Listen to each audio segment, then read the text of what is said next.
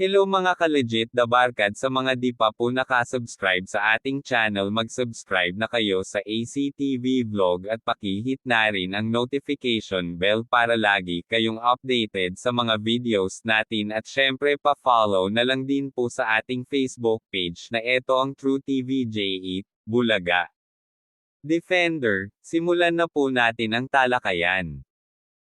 AGB Nielsen, February 2, 2024, Friday. Nakakuha po ang Itbulaga ng 4.7, ang It Showtime naman po ay 3.8, at tahanang pinakamasaya ay 3.0.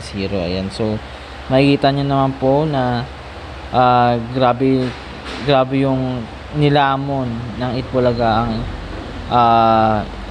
tahanang pinakamasaya. Ayan, so pati yung It Showtime kaya mo 3.8, nilamon rin yung tahanang pinakamasaya, yung 3.0.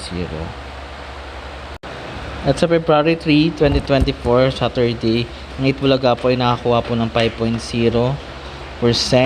Ang It Showtime po ay 4.6%. At ang tahanang pinakamasaya, talaga namang dinulubyo, 2.8%. So talagang nilamon na po sila ng Itbulaga at It Showtime. So thank you and God bless po sa lahat.